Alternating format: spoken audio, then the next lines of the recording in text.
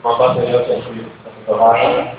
Salamat po sa mga blessings na dumarating po sa aming mga buhay, maging sa material, spiritual, Lord.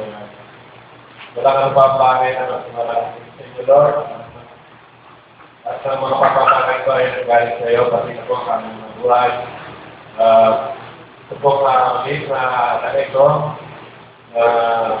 Wala po tayo po sa Lord ay o po sa namin pinagkakabag sa iyo, Lord. Yan. Hanggang po, Lord, na babalik sa Lord na po mga Lord God, sigiging po mga Lord. Amen. Salamat po, Lord, sa pinigay po tayo pagkakataon at sa sa inyo.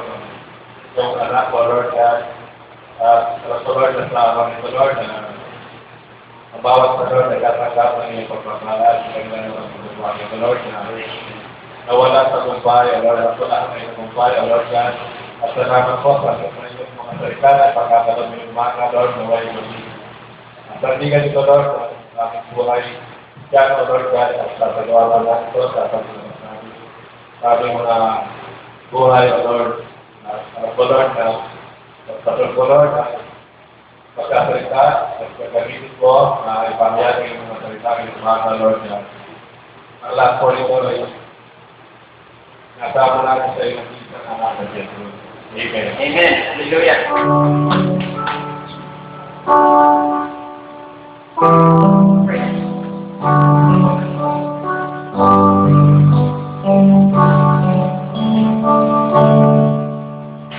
Salamat sa iyo, aking Panginoon.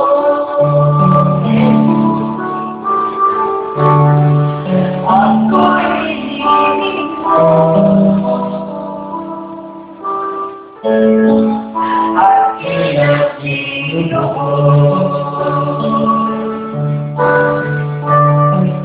ang tanging alay ko sa aking Ama ay buhay ko, puso at kaluluwa.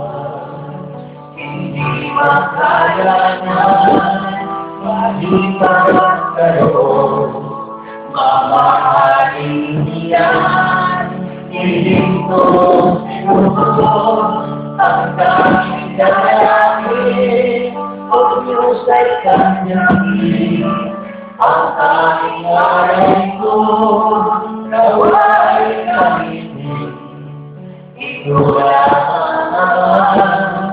Wala na iba pa, ako nangihintay. Di ko walain, dapat ay ibigyan pansin. Hanggang iulat mo, dapat mahalin ang tanging alay mo sa iyong kahingan ay buong buhay ko, puso at kaluluwa. Hindi makalanan, malipat kaloob, mamahalin yan. Hindi ko pinako ang daming dalangin, pag-usay ang gawin, ang tanging alay mo, nawa'y kamitin. Ito ay ang sapat, wala na iba pa, ako hinihiling.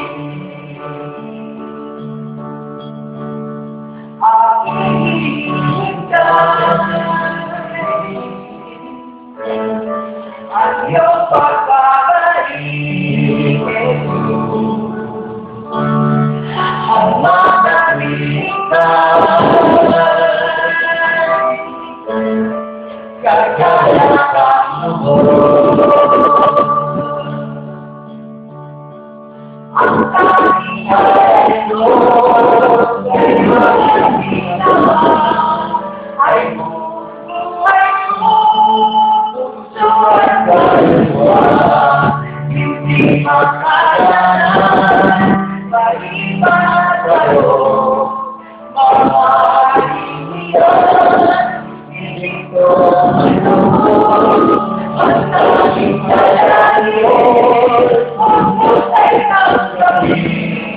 ang tanging alay ko.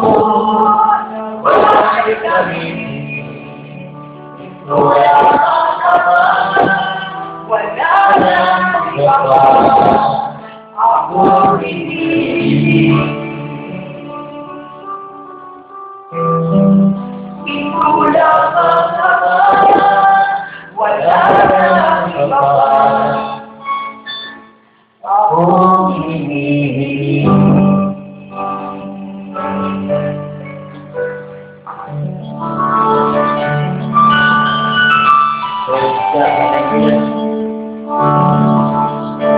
Ganda po natin ang Biblia.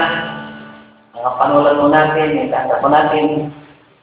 Mahalaga po tayo makinig at may lagyan natin sa tamang kalagyanan yung ating pong sinusulat.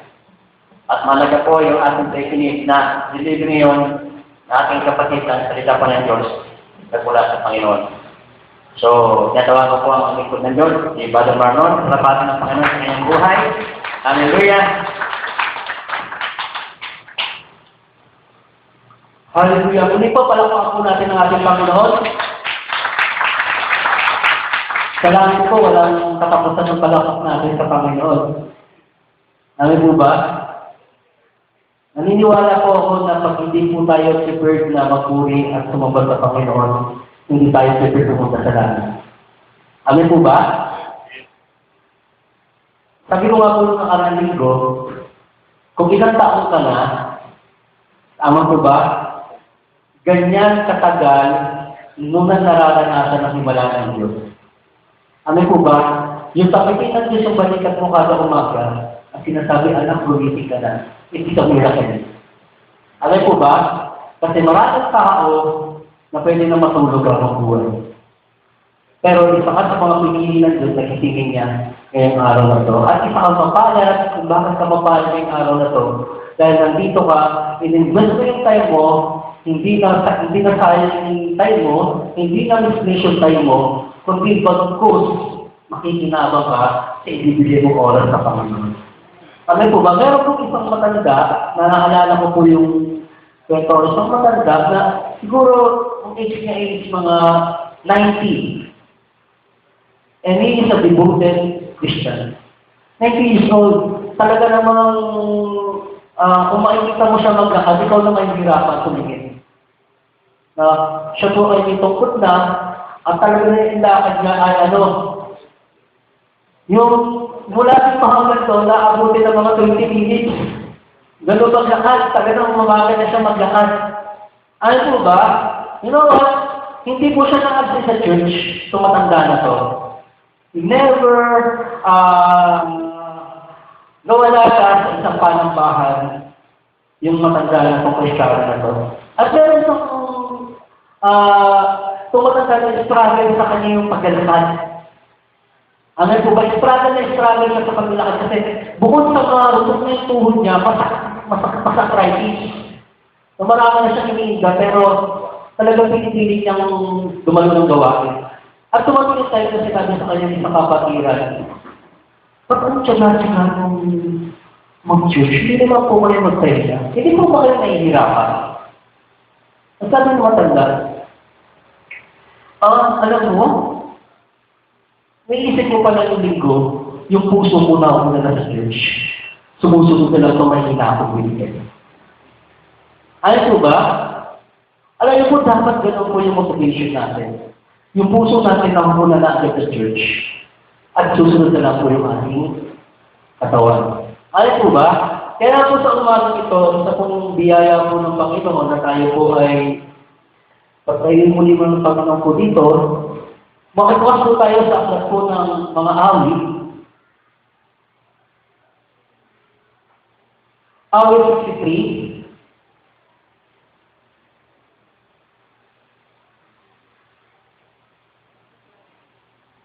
Psalm 63, chapter 1, verse hanggang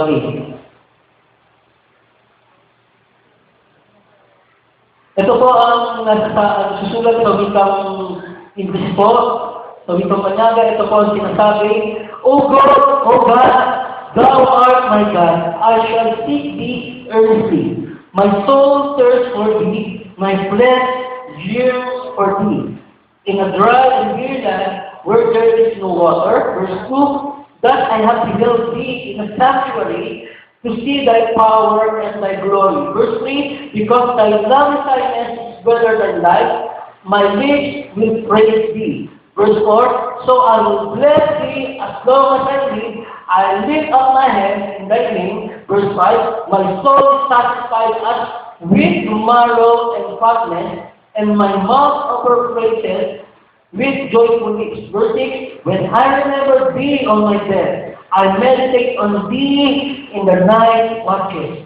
Verse 7, for thou hast been my help, and the shadow of thy wings I sing for joy. Verse 8, my soul clings to thee, thy right hand uphold me. Tayo po'y manalangin sa Panginoon. Yan po, Lord, hallelujah. Panginoon, sa umagang ito, pinakakatiwala po namin, Panginoon, ang gawa ko ito. Lord, kaya ang Panginoon, ang isalta, Panginoon, ay siyang tumingin mo sa puso ng Amana, sa tulong at paglingap ng iyong banal na Espiritu. Ibukas mo po ang aming isip, Panginoon. Ibukas mo po ang aming puso, Panginoon. Tunay nga, Panginoon, na ipaunawa mo po sa aming, Panginoon, ang kapangyarihan ng iyong mensahe sa umagang ito. Lord, tunay nga, Panginoon, na humingi po kami ng sapat na karungang kaalaman, Panginoon. Hayaan mo, Panginoon, na makita namin ang iyong kalwalatian, kalimingan, Panginoon, sa aming mapapag-aralan, Panginoon. Hayaan mo, Panginoon, na ito po ay maging kalakasan, encouragement, Panginoon, sa buhay ng bawat sa Panginoon. Maraming salamat, Panginoon. Ikaw po patuloy namin tinataas, Panginoon, sa gawain ito. Sa iyo po lahat ng kapulit at salamat sa pangalan ng Diyos. Amen. Noong in-edit ko po ito nung last Friday, bago po ang nakaprepare po sa ating message ngayon ay iba. Ang message po na nakaprepare ko po ay meeting Jesus face to face. Yung po sana yung message po natin. Yung nakaharap ni Governor Pontius Pilate, si Jesus, nagkita sila ni Jesus face to face. Yung po sana yung message natin. But the Lord lead us on this message. Ano po ba? Ang pag-aaralan po natin ngayon, ito po yung kinds of relationship towards God. Kinds of relationship towards God. I-define po natin kung anong klaseng relationship meron tayo sa Diyos sa umagang ito. Ano po ba? Kahapon, pinag-aaralan po natin sa Bible study, kinds of faith na meron naman tayo. Ano po ba? Dinidefine natin kung anong klaseng pananampalataya meron tayo. Ang pananampalataya ba natin ay struggling faith? Ano po ba? Ang pananampalataya ba natin ay intellectual faith? O saving faith? Nandun po yun. O victorious faith? Ano po ba? Dito po, ipapaunawa po sa akin ang Panginoon na anong klaseng relationship meron ka ngayon sa Diyos. Ano po ba? Ang tao, pag nagkaroon ng relationship sa kapwa ng tao, depende po ito doon sa taong nakakarelasyon niya. Tama po ba? Even if it's brotherly, ano po ba? In opposite sex, o yung relationship na mag-asawa o mag-girlfriend, iba po yun. Iba rin po yung, kunyari, ikaw naman po ay may kapatid, hindi rin po pare-parehas yung relationship mo sa kapatid mo. Tama po ba? Hindi rin po pare-parehas. Yun po yung totoo. Kagaya po ng kamay natin, isa lang po yung kalagayan ng kamay natin, pero iba-iba po yung sukat. Ano po ba? Yan po yung relationship natin. Iba-iba yung dating. Ano po ba? Kung kaninang po ito ibibigay, doon po nagkakaroon ng merit o win yung relationship mo sa kanya. Lalo na kung katiwa-tiwala yung tao, mas maganda yung relationship nyo. Pero kung yung tao na ito ay ginawa ka ng hindi maganda, parang medyo nagsasubside yung meron ng gap. Kung baga sa salamin, may gap na. Alam nyo pa, ganyan po kahalaga ang relationship. No? Para po sa salamin, very fragile. Ano po ba? Once na nagkaroon ng crack yan, kahit ano kung gawin yung takot dyan, o takay po dyan, magbitin po ng mark. Alam po ba? Kaya nga po, napakalaga maintindihan natin kung anong klaseng relationship meron ba tayo sa Diyos. Alam po ba? Dito po sa aklat, kasi po, naniniwala po ako, right relationship or poor relationship, it matters to God. Nagmamatter sa Panginoon. Kung ang relationship mo ba sa Kanya ay tama, kung ang relationship mo ba sa Kanya ay hindi masyado maganda. Alam po ba? So dito makikita natin, it is everything to God. Yung relationship natin, kung yung faith natin, ang pinaka-alis natin sa Panginoon, ang relationship naman natin, yun naman yung nagmamatter kay God. Naniniwala po ba kayo doon? Naniniwala po ba? Si Ellen po, kung naniniwala po kayo doon. The kind of relationship we have towards God, it will determine our living today. Kung anong klaseng relationship meron ka sa Diyos, yan po yung quality ng pamumuhay na meron ka ngayon. Naniniwala po ba kayo doon? Kasi kung ano po yung paniniwala niya sa Diyos, kung hanggang saan yung paniniwala niya sa Panginoon, hanggang doon yung ginagawa niyo sa sarili niyo para sa Diyos. Tandaan po natin, wala po kayong ginagawa sa sarili niyo na hindi niyo ginagawa sa Diyos. At wala kayong pag ipinagdamot niyo ang bagay natin sa Diyos, ipinagdamot niyo na rin po yan sa sarili niyo. At kung ano yung ibinibigay niyo sa sarili niyo, yun din po yung ibinibigay niyo. Amen po ba? So, makikita po natin, napakahalaga po ng relationship. Amen po ba? Relationship natin sa kapitbahay, sa mga kasama natin sa church, sa ating mga anak, sa ating mga asawa, kung ngayon may asawa, kung ngayon may anak, o kung ngayon may girlfriend o boyfriend, napakahalaga po ng relationship. Tama po ba? Ngayon po, naniniwala po ako, kung puso ko po, na kung ano po yung relationship natin sa Panginoon, ganun din po tayo lumakad sa buhay natin pananampalataya. Gaya po yung sinabi ko po sa inyo kahapon, meron kasing pananampalataya na intellectual lang, acknowledge, sa madaling sabi, hydrocephalus, ang lalaki ng ulo, pero ang liit ng puso. Ganong klase ng mga Kristiyano. Now, naniniwala rin po ako na hindi din layunin ng Diyos na iligtas lang din tayo. At hindi din layunin ng Diyos na tayo rin po ay umating lang ng church, magbasa ng Biblia. Ang layunin po ng Diyos, isa sa mga layunin ng Diyos, at pinakamahalagang layunin ng Diyos sa atin, ay maging maayos ang relationship natin sa Kanya. Ano po ba? Pagka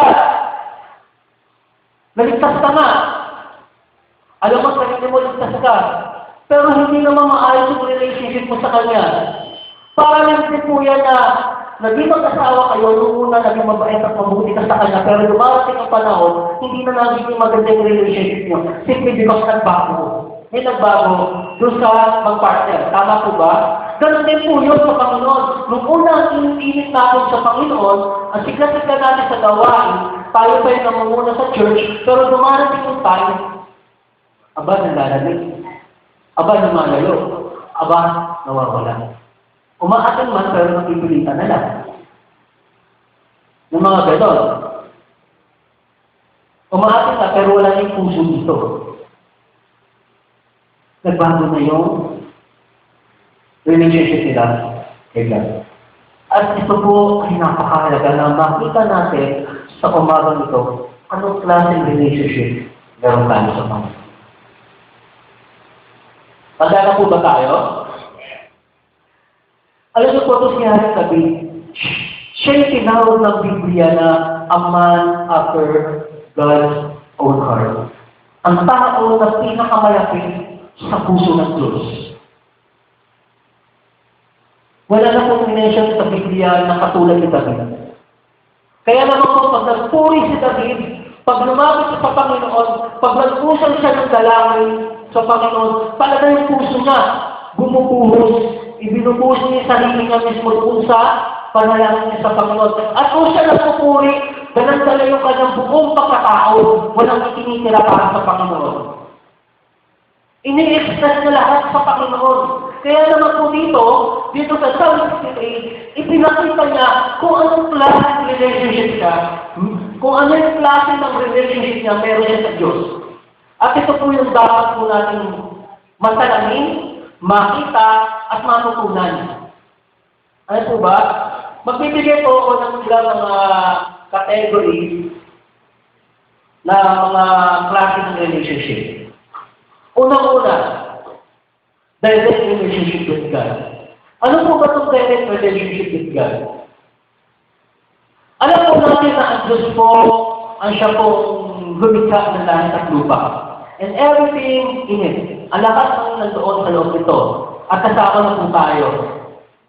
At lahat po ng bagay na nilikha ng Diyos ay may direktang paunayan sa Kanya. Ano po ba? Kasi siya yung creator. Siya yung lumikha.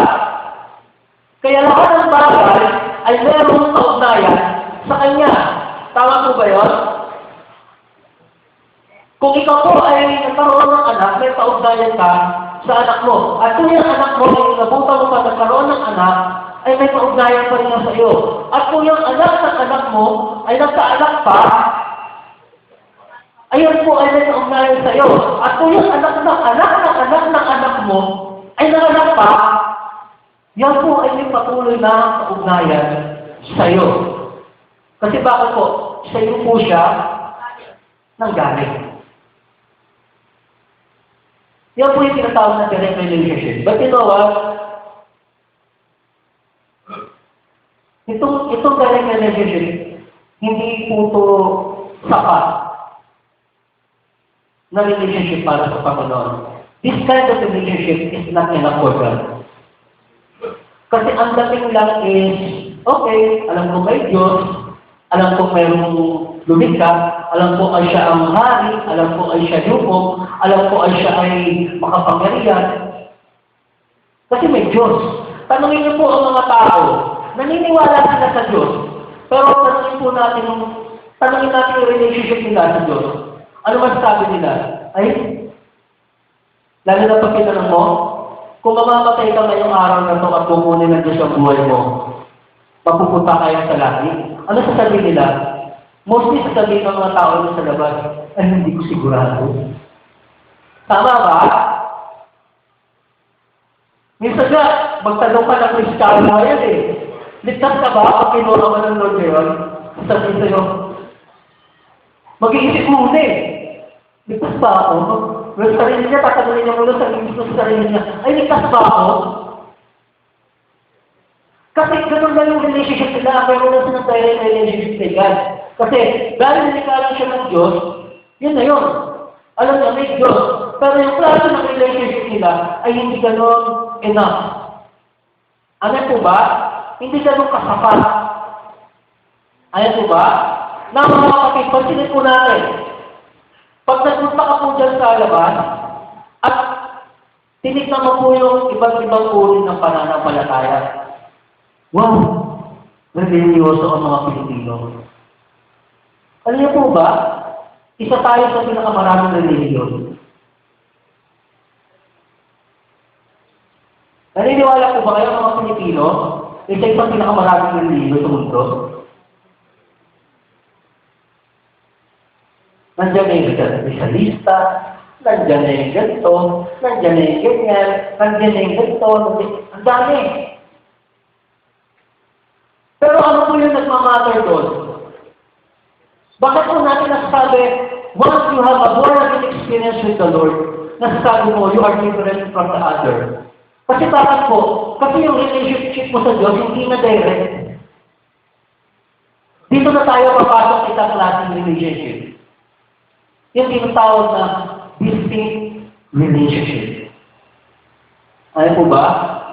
Kasi nagkaroon na tayo ng tinatawag na born-again experience. Ano po ba?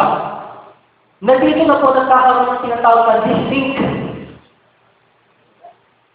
kaibahan, mas malalim, mas makahulugan, at mas makatotohanan. Ano po ba? This involves all us, tayo mga believers. Ito po yung relationship ng mga believers sa Diyos. The difference is, no, the relationship, the person who falls under this relationship, sila po yung mga tao na naiintindihan po nila na pinatawad na ng Diyos ang kanilang kasalanan at mayroon silang buhay na walang hanggan. At hindi kagaya yung ibang unang relationship na alam nila na may Diyos, pero hindi nila alam na sila ay ligtas at sila ay pinatawad sa kanilang mga kasalanan. Ang kaibahan po nito, ang mga relationship na nagpo-fall under dito, sila yung mga tao na alam nila na na-receive na nila yung forgiveness, reconciliation, na-redeem sila ng Lord, they forgave by the blood of God, binili sila ng dugo ng ating Panginoong Jesus, at hindi lang yun, nagkaroon sila ng buhay ng walang hanggan at naiintindihan nila ang mga bagay na ito, ang relationship po nila sa Panginoon ay distinct na. Meron ng kaibahan. Mas malalim na lugar, mas makatotohanan ang relasyon sa Diyos. Alam po ba? Ito po yung mga tao na nabuksan ang kanilang isip, nabuksan ang kanilang puso, nagbago ang kanilang buhay. Sabi nga po, diba doon sa 1 Corinthians chapter 5, verse 17, reward na lang natin yan sa Panginoon pag tayo ay nagkaroon ng distinct relationship sa Panginoon. Sabi doon, everything, anyone who is in Christ is a new creation. A new creation, it takes changes in the mind, in the heart, at sa kanilang pagkatao. Naniniwala po ba kayo doon? Kaya nga po mga kapatid, pansinin po natin. Itong distinct relationship na to, nagkaroon po siya ng kaibahan doon sa una. Ano na po yung saying sa Amerika na separate the boy from men. Narinig niyo po ba yung saying na yun? Separate the boy from men. Narinig niyo po ba yun? Para sa mga lalaki. Para po yan yung sa Good Samaritan, yung sinabi doon na yung Good Samaritan, may dumaan na lingkod ng Diyos, hindi pinansin yung nangangailangan ng tulong, may dumaan na ganito, pero may dumaan ng stranger, yung pa yung tumulong.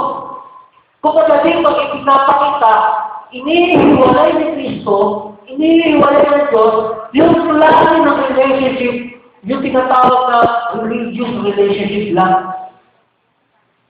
Doon sa relationship na distinct, yung merong personal intimacy sa Panginoon. Ano po ba? Kaya nga po, ako po nakaranas po, o nung nag-evangelism po kami, na-evangelism po namin yung dalawang mag-asawa na meron namang edad.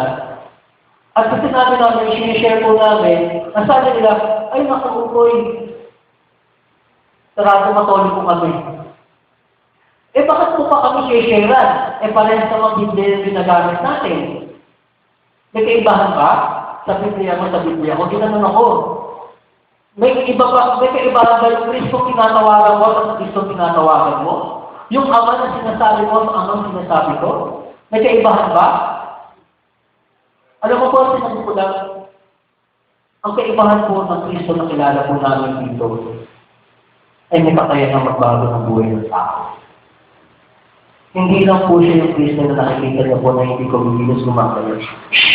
Siya po yung Diyos na may kakayanang baguhin ang buhay ng isang tao. Yan po yung Kristong ipinangangaral namin sa inyo ngayon. Pero bagamat nagbahagi kami ng salita ng Diyos, mas pinili nilang hindi tanggapin yung katotohanan. Kasi yung relationship nila sa Panginoon, terem lang. Ano po ba? Ang ganito lang. Pero yung mga tao na nagkaroon ng malalim na kaugnayan ng Panginoon, inihiwalay ng Diyos yan. Ano po ba? Na mga kapatid sa Panginoon, itong mga tao na to, na nagkaroon ng distinct relationship sa Panginoon, they are redeemed. Ano na po ba yung sabihin ng redeemed? They are purchased by the blood of God. Ikaw ay binili sa pamamagitan ng dugo ni Kristo. Bagaman ang kaligtasan na sinasabi natin ay libre, pero yan po ay binayaran ng mahal ng ating Panginoong Jesus. Libre natin kinuha.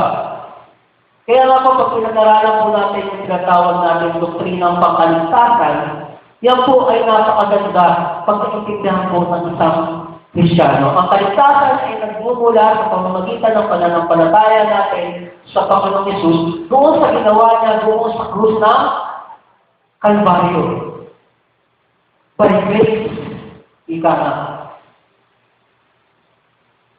Dahil dito, na-redeem sila. Binigyan sila ng dugo ng ating Panginoon. Hindi lang po sila na-redeem. They are being justified. Pinawalansala sila. Pinawalansala sila dahil they agreed na okay, bayaran mo yung kasalanan kung mamatay ka dyan sa krus para makawalansala ako. Drastic man yung dating, pero yung po yung totoo. Binayaran ng ating Panginoong Jesus sa pamamagitan ng buhay niya yung kasalanan natin, kaya tayo na kawalansala. We are being justified on the basis of our faith in the Lord Jesus Christ. Ano po ba yun? Mga kapatid sa Panginoon, itong distinct relationship na ito na tinatawag natin, sinabi po yung mga tao na na-reconcile. Ano yung po ba yung ibig sabihin na na-reconcile? No matter how sinful you have been in your life in the past, your faith brought into relationship with Him. Ano po ba?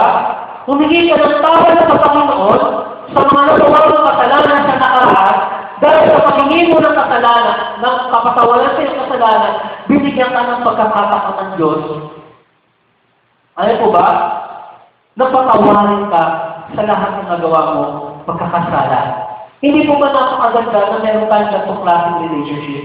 Yung distinct kind of relationship? At hindi lang po sila na-reveal, hindi lang po sila na-justify, hindi lang po sila na-reconcile, they are sanctified. Nilinis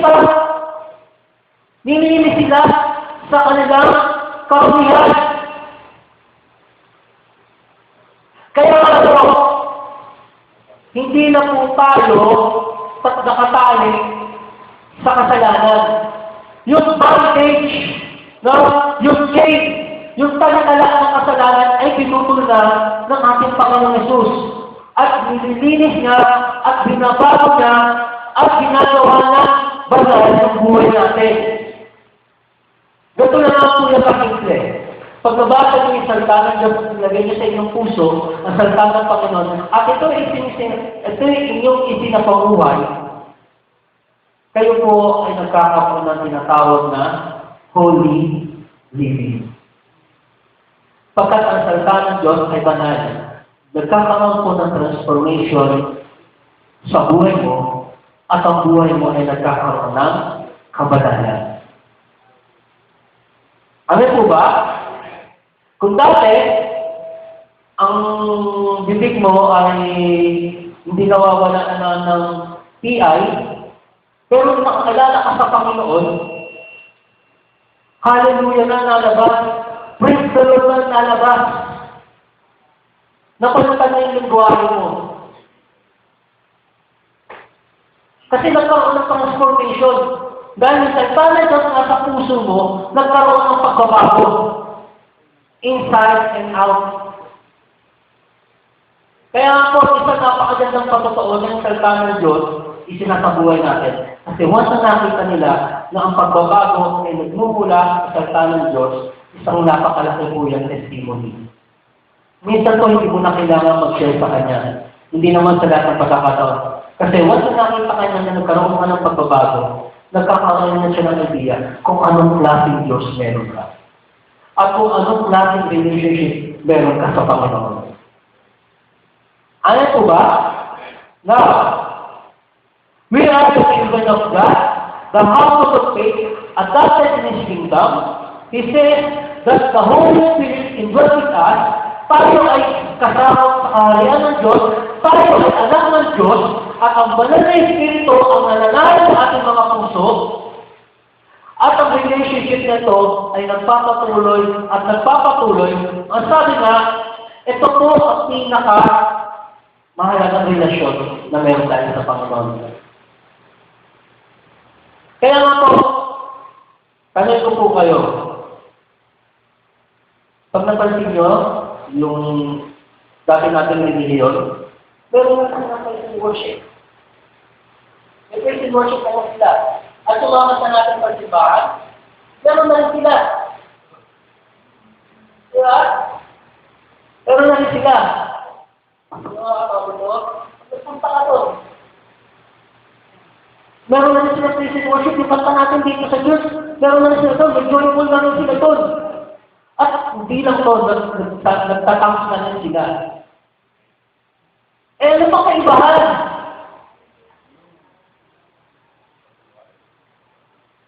Ano ba? Kaya sila, hindi mo na sila agad-agad mapapalipat dito sa klase ng religion na meron tayo. Kasi halos wala ng pagkakaiba yung program ng church.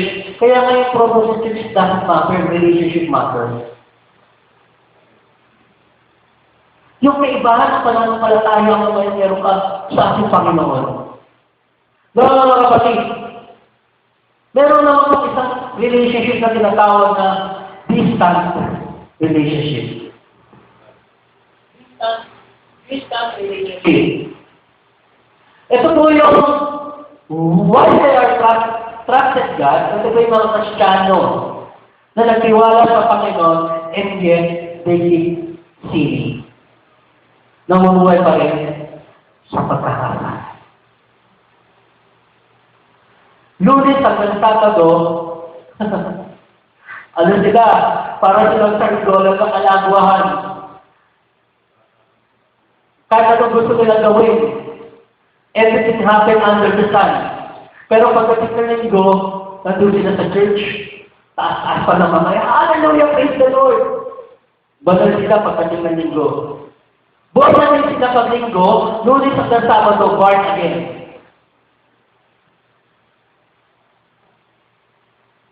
Ano po ba? Ito yung mga tao na kung saan, there's no sense of oneness in Him. Walang pakikipag-isa sa Diyos. Bakit po? Namumuhay kasi sila sa pagkakasala.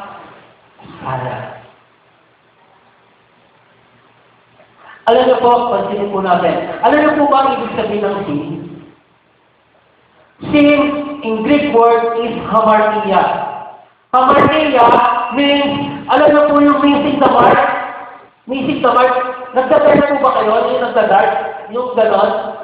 Yung dart, kunyari pa mo, mayroong dart dito. Meron po yung tinatawag na cherry. Cherry. Sa gitna yung binoging bullseye. Ngayon, pag tira natin, hindi tayo pumasok sa cherry. Ang tawag po doon, missing the mark. Yung po yung kasalanan. Nag-miss ka sa kalooban ng Panginoon. Hindi mo lang nagawa ang kalooban ng Diyos. And sin is intentionally, no matter what, deliberately, willfully done. Kasi hindi ka pumasok doon sa mark. Ano po ba? Yan po ang ibig sabihin ng kasalanan. Ganun kasimple. Hindi mo ginawa ang kalooban ng Diyos. And sin, ito yung sinasabi kanina ng ating kapatid na Sister Evie, na yung hindi na tayo nabubuhay sa pagkakasala, pero we are not exempted. Ano po ba? Iba yung nakakapagpapagod ka ng sin, iba yung sinning. Ano po ba? Iba yung natapakan sa tinapakan. Meron pa bang tinatawag na committable sin and omittable sin. Ito yung tinatawag na kasalanan na hindi mo sinasadya. Kunyari, nag-uusap kayo, hindi mo pala alam na offend mo na siya. Sa pakikipag-uusap nyo, medyo iba yung mga nabibitaw mo salita. Hindi ka masyado nang lumabantay din sa salita mo. Pag-awa-tawa lang siya, pero deep inside, na-offend na siya sa'yo. Hindi mo alam na kasala ka na pala doon sa kapatid mo. Yun yung tinatawag na omittable sin, yung hindi mo alam, hindi mo sinasadya. Pero yung committable sin, ito yung kasalanan, alam mo magkakasala ka, pero ginagawa mo, itinutulin mo.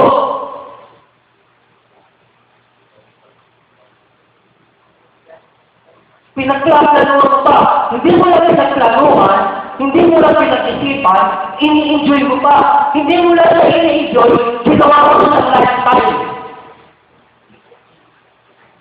Yun yung sinasabi ko sa akin ng first God, practicing sin. Di ba pag-aralan ko natin last week kung paano tayo na-atake ng kaaway? Yung mga arrows of doubt, yung mga arrows of anger, yung mga arrows of fear, arrows of envious, arrows of bitterness. Kaya kung wala tayong breastplate of righteousness, natatama sa puso natin yan. Kasi yung breastplate of righteousness, ang pinoprotektahan naman yan yung vital organ ng puso. Ano po ba? Kaya nga mga kapatid, pansinin po natin, itong klase ng relationship na to, ito yung sinasabi sa aklat ng Revelation, yung isang church doon, yung tinatawag na Church of Sardis. Sila yung klase ng mga tao na sala sa init, sala sa lamig. Malagiyay, maligamgam. Gusto ko ba natin ang relationship natin sa Panginoon ganon? Yung sala sa init, sala sa lamig. Gusto mo po ba yung magiging asawa mo, mabait ngayon, salbahe bukas? Inaamo ko ngayon, bukas magbibiling ka? Sweet sa'yo ngayon, bukas ay sasaktan ka? Gusto mo ba yung ganong klase tao kasama sa buhay? Siyempre hindi. Ang Diyos din po ayaw din po na gano'n. Yung mga alam na mabait ngayon, kinabukasan suwain. Yung church na yun, yung ganong klaseng church, yung Church of Sardis na yun, ang sinasabi ng pag pinag-aralan ng mabuti yung kaya sila nagiging ulukwan, yung kasi meron po ito tinatawag na River of Life. Yung sa church na meron tinatawag na River of Life. Yung River of Life na yan, yun po yung isang trip nila na kung saan meron silang kakayanang magpagaling, meron silang kakayanang maghayo, maghiwagilay, pero talaga, sala sila sa init, sala sila sa lamig. Yung gift na meron sila, hindi na nagamit. Kaya ang sabi sa kanila ng Panginoon, isusuka ko ngayon.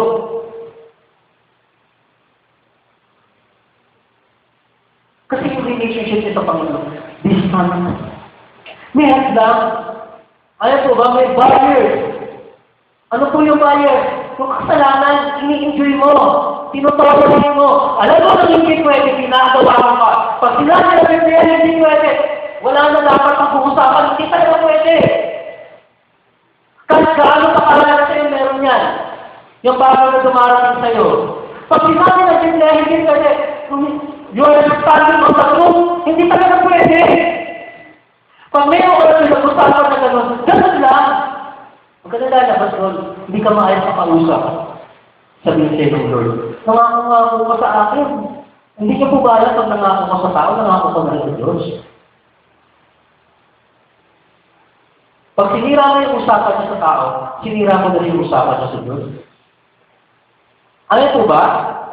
Kaya nga po sabi ng Biblia, isa o dalawa o tatlo na nagtatikos sa kanilang harapan ay sumasa kanila ang Diyos. Ang konteksto po kasi nun, pag meron kayong pinag-uusapan at hindi nagkakatundo, tatawag ka ng isa bilang isang witness. At pag hindi mo sila nagkatundo, tumawag ka pa ulit ng isang leader ng church bilang witness. At pag hindi pa rin siya nakinig, saksi na ang Diyos. Yung po yung konteksto nun. Yung po yung topic nun. Ganun po yun. Alam mo, once na po kumita ng kasalanan sa Panginoon, yung bis na mag-step over tayo sa kanya, Mag-draw flower tayo sa kanila nang mabackward po tayo. Umaatas po tayo. Lumalayo po tayo sa Panginoon. Imbes na tayo ay mag-draw by the Holy Spirit, we are being controlled by ourselves. Kapit sabi nga ni Edmund Hillary, yung kaunang taong umakit doon sa Mount Everest, ang sabi niya, I did not conquer the mountain, I conquered myself. Alam niyo po, ang paglahat natin sa Panginoon, yung relationship natin sa Panginoon, dapat iniingatan natin yan. Pinahalagahan natin yan. At inahalang natin anong klaseng relationship ba meron tayo sa Panginoon. Now, because 22, ano yung mga nagawa nilang pagkakamali, ano yung shortcoming nila, yung pinaka-purpose ng Diyos kung bakit sila nilikha. Minsan po, kung nilongabin ng Lord, itapit po natin, ano ba talaga yung purpose ng Lord sa buhay natin? Ano po ba talaga yung mission ng Diyos sa buhay natin? Marami mga tao sa panahon ngayon, pag tinanong mo, ano yung purpose mo? Ano yung mission mo sa buhay mo? Well, ang sagot nila, ay hindi ko alam. Kung meron man sila masagot, hindi biblical. Ano po ba? Now, ang ulit klaseng relationship, ito na po yung relationship na binasa natin dito sa Psalm 63. Anong klaseng relationship meron to? Ito po yung tinatawag na developing relationship. Developing relationship. Ito po yung pinaghalong distinct. Dahil meron mga distinct relationship sa kanya, hindi pwede na natili nilang doon. Ano po ba? Dapat nagkakaroon ng development, progression, pagbabago. Ano po ba? Ito po yung mga tao na ang desire ng puso nila ay isip ang kalooban ng Diyos patuloy continuously. Hindi sila na pumapayag sa isang araw dahil hindi sila lumalago. Kayo po ba pumapayag sa isang araw na hindi makapag-pray? Pag-isip sa umaga? Pag pinayagan nyo ang isang araw na hindi kayo nakapag-pray, ito very ano lang to very basic example. Your day is given to the hands of the enemy. Because you did not entrust your day to God. Ano po ba? Kaya nga po, pag isang umaga na hindi ka nakapag-pray, pag-isip mo agad, ginawa mo agad yung mga occasionally ginagawa mo, normally ginagawa mo sa umaga, pag-isip mo, babago ka, mag-toothbrush ka, yung whatever, mag-aalmusal ka, magkakape ka, hindi mo rin muna mag-pray. Alam mo po, ang bigat-bigat ng araw na yun. Napapansin niyo po ba kung saan yun? Kung ikaw nagtatrabaho, yung trabaho mo parang hindi maayos. Hindi maganda benta, hindi maganda pasok ng sales, hindi maganda yan ng simply because your day is not entrusted to God. Ano po ba? So, for example, kumain ka, hindi ka nag-pray. Simple lang po yung mga sinasabi ko, Alam niyo po ba yung epekto nun? Alam niyo po ba yung epekto nun? Parang ipinagmalaki mo na sa Diyos, at pagpapasalamat mo lamang sa Panginoon. Ay ginawa mo, Amen. Diba? Gagawa po natin dapat doon. Now, mga kapatid, hindi sila tumitigil, hindi sila nakukontento doon sa relationship na lang meron sila sa Diyos. Alam mo po, napakaganda dito Yung lagi lang araw-araw kang nahihilang sa Diyos. Yung araw-araw kang naghihintay sa magagawa ng Diyos sa buhay mo. Araw-araw kang nagtitiwala, buhay mo, inilaan mo sa pagtitiwala, pagsamba sa Panginoon.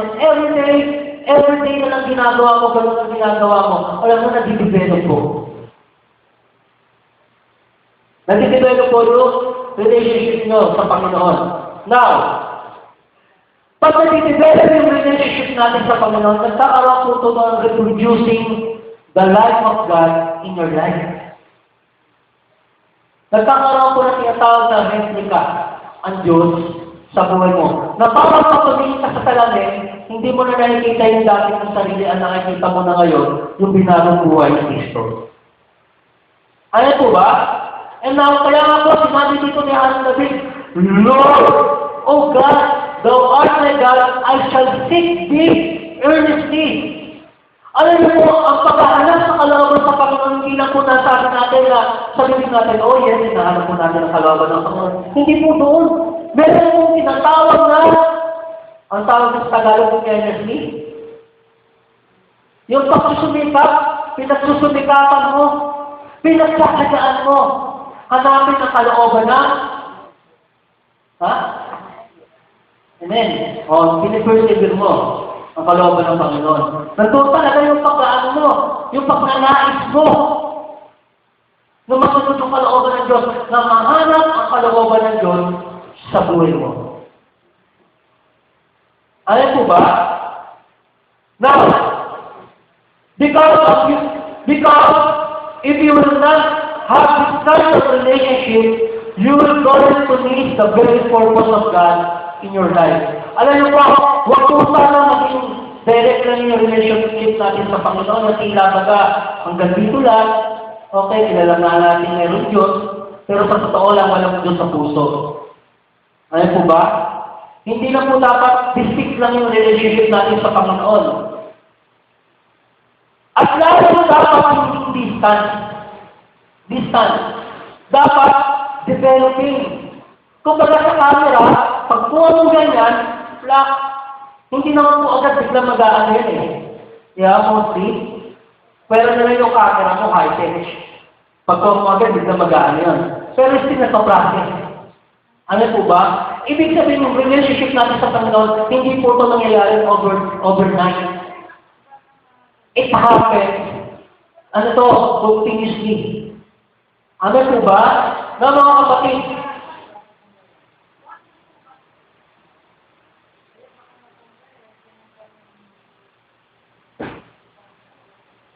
alam niyo po ba, yung relationship natin ay nagpapatuloy sa Panginoon, nadidevelop yung trust, nadidevelop yung confidence, nadidevelop yung love natin sa Panginoon. Yung dating pag-ibig mo sa Panginoon ay ganito lang, wow! Mas lumalaki at mas lumalalim. Ano po ba? Na mga kapatid, hindi niyo po ba alam na once magkakaroon tayo na nadidevelop yung relationship natin sa Panginoon, nagkakaroon po ng openness, nagkakaroon po ng honesty sa buhay natin, hindi nababalot ang kasinungalingan yung buhay mo. Open ka sa Panginoon. Open ang buhay mo sa Panginoon. Alam mo ba? At ang kagandahan nito, nagkakaroon kang na marundog ng pag-ibig sa Panginoon. Malalim na pagtitiwala sa Panginoon. Na dati ang pag-ibig mo sa Panginoon ay hanggang dito lang, pero mas lumalalim pa. Mas tumatatag.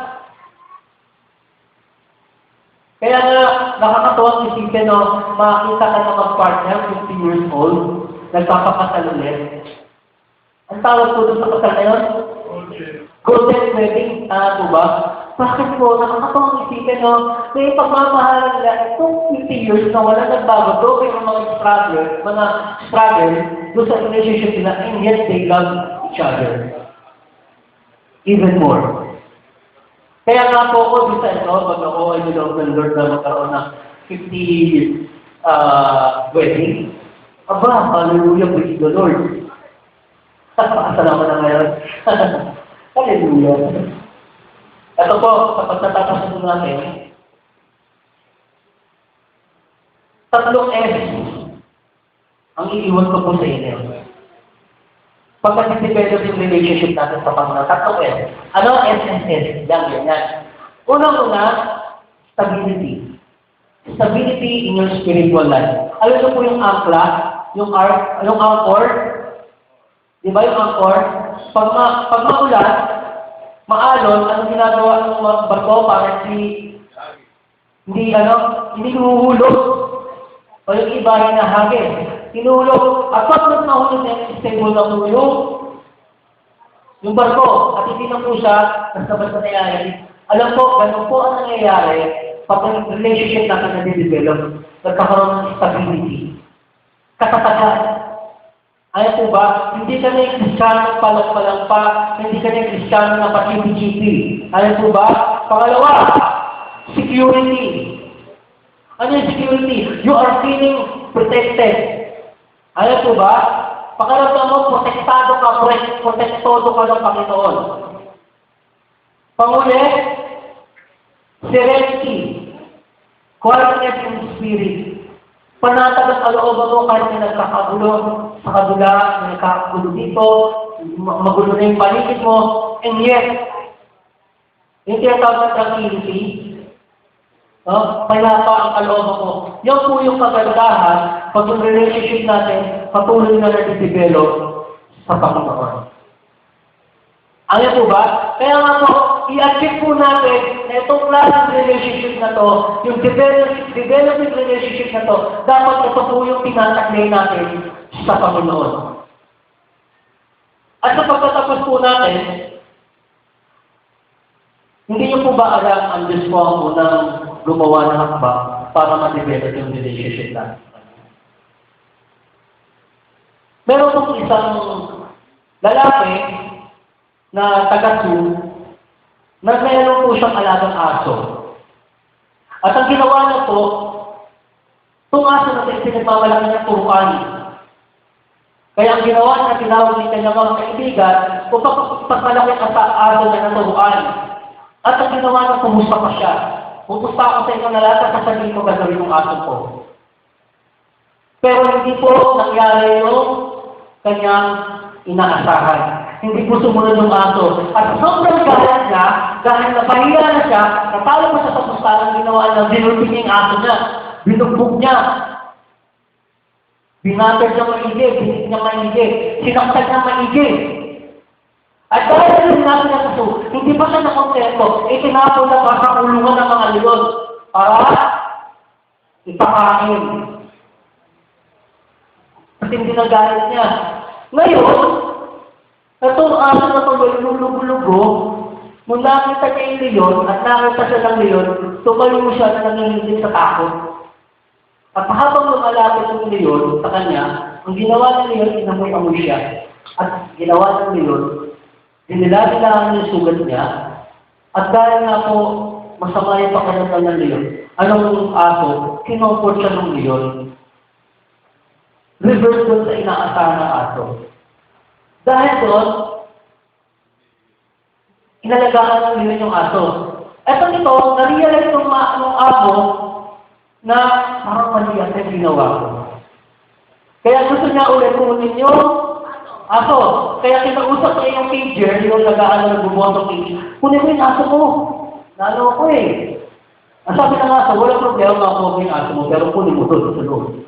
Ikaw may makukuha mo sa loob.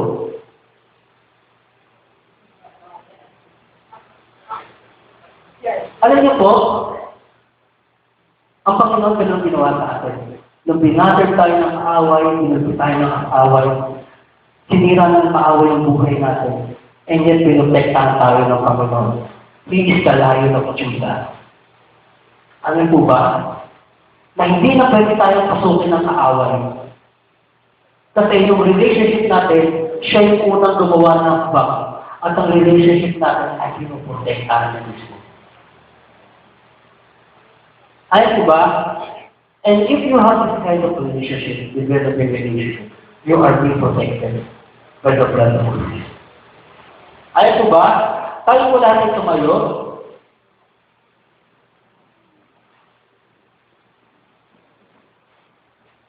Hallelujah. For a while, tayo po yung magkaroon ng natawag na reflection sa Panginoon. I-reflect po natin kung anong klaseng relationship po meron po tayo sa Panginoon. Kung matutunan man yung sarili natin na tinatawag na direct lang, distant, o distinct.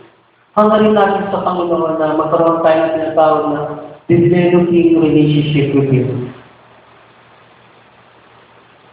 Naisin natin sa Panginoon sa umagang ito na magkaroon ng klase ng relasyon sa Kanya na nagpapatuloy at nagpapatuloy para sa Kanya. Hindi tayo nakakontento kung anong relationship lang meron tayo sa araw na ito.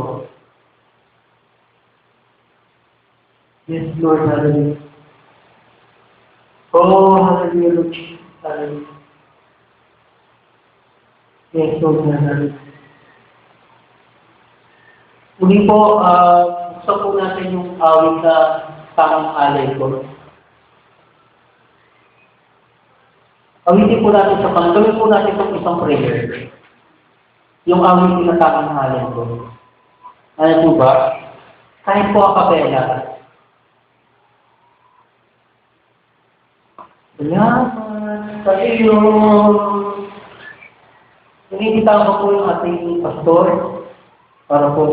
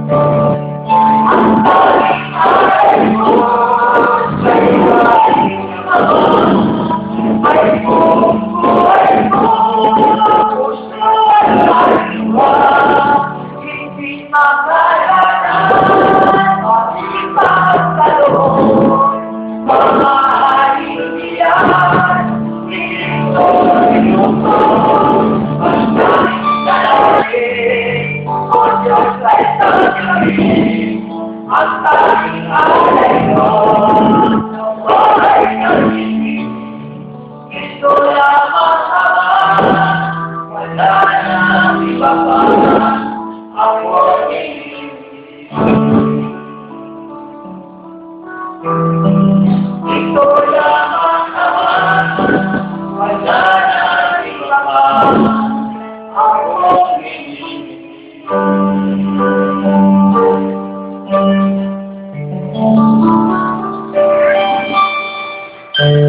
Hallelujah. Praise the name of Jesus. Purihin o Diyos